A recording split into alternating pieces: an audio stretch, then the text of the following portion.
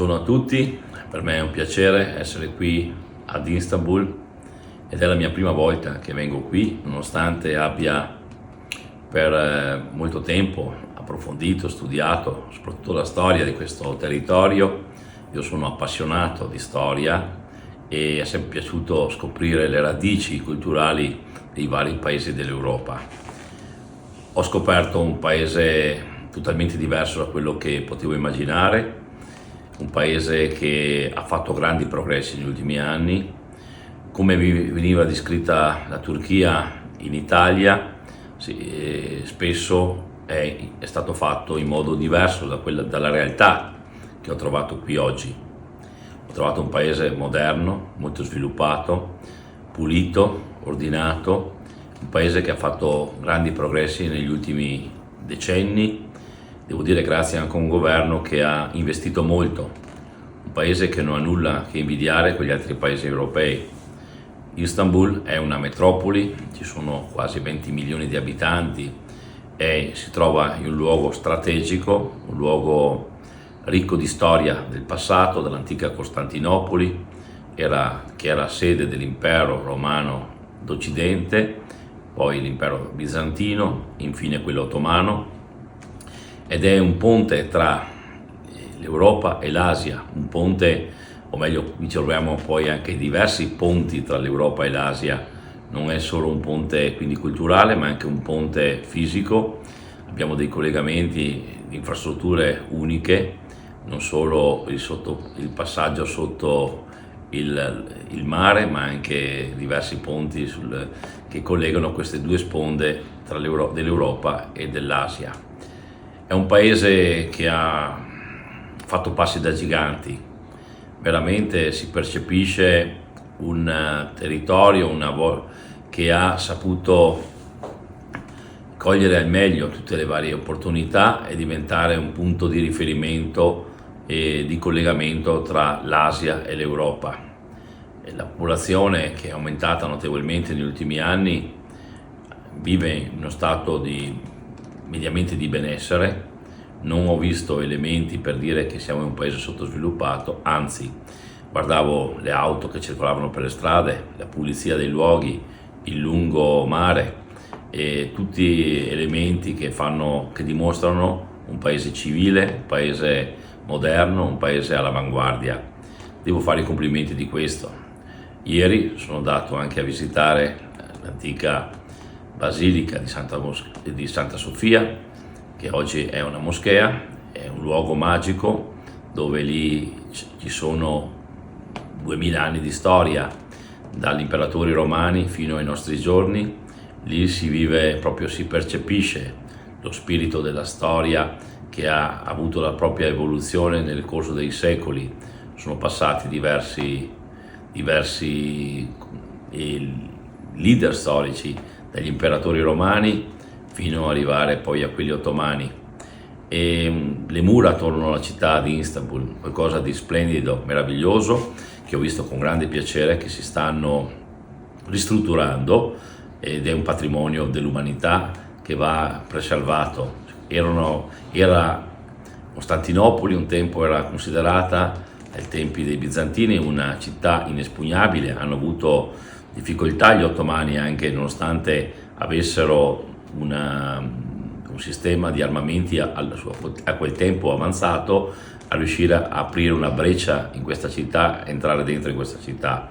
È una città che è stata nel passato punto di riferimento, prima della cristianità, di tutto il mondo cristiano orientale e poi del mondo musulmano. È un centro proprio geopolitico e anche religioso ed economico per tutto il Mediterraneo orientale.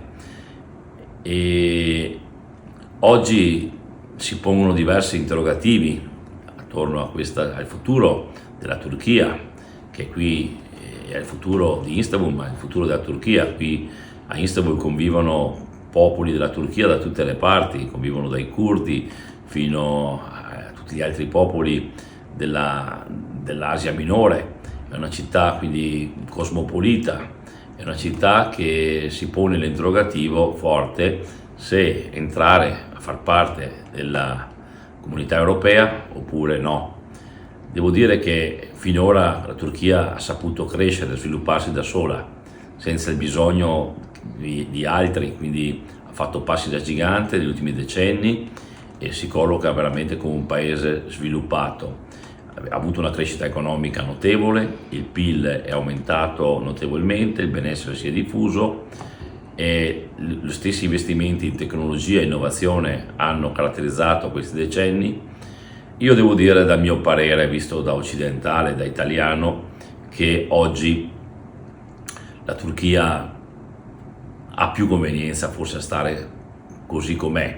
Non può entrare sotto l'ombrello di un'Europa che è fatta di principi spesso conflittuali con gli interessi dei popoli, spesso di imposizioni.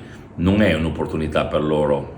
Giusto avere rapporti commerciali, giusto avere delle relazioni come sta avendo ora, ma è importante che mantenga viva la propria identità. E oggi la Turchia, che si trova di fronte a questo bivio, credo che abbia tutto l'interesse a mantenere una relazione di neutralità. La Turchia è un ponte tra l'Asia e l'Europa e quindi tale deve rimanere, deve sviluppare questo ruolo di congiunzione tra queste realtà che appaiono spesso lontane, spesso divise da conflitti.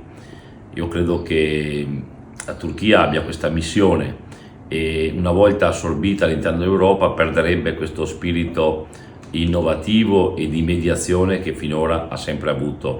L'abbiamo visto anche nei recenti conflitti, nel conflitto russo-ucraino. La Turchia si pone sempre come mediatore, mai sposa appieno una posizione contro l'altra. Oggi abbiamo bisogno di tanti luoghi come questo che siano in grado di creare ponti tra i popoli, ponti tra le nazioni e non prendere a priori delle posizioni già definite, dettate magari dal mondo della finanza o da grandi interessi che spesso confliggono con gli interessi del popolo.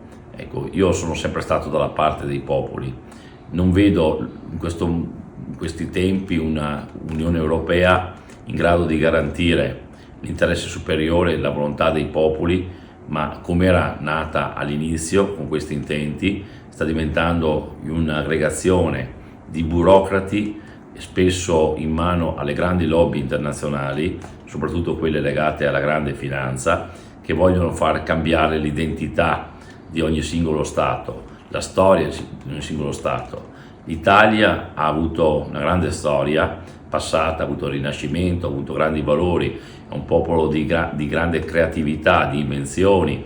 Gli stessi italiani hanno avuto nel passato rapporti con questi territori, pensiamo alla Repubblica di Venezia, alla Repubblica di Genova, e gli scambi commerciali sono sempre esistiti dai tempi molto antichi, dall'impero romano per passare poi al Medioevo e all'età più moderna, e c'è sempre stato un grande, un rapporto tra est e ovest attraverso questi luoghi. Io vorrei che questa relazione continuasse e per fare questo occorre che vi sia un territorio che possa così mantenere anche questa sua neutralità, perché una volta che uno prende una posizione che non è più poi corrispondente alla volontà popolare, ma in posizioni che arrivano da molto lontano, perde anche questa capacità di mediazione che finora questo territorio e anche i suoi governi hanno dimostrato di saper fare.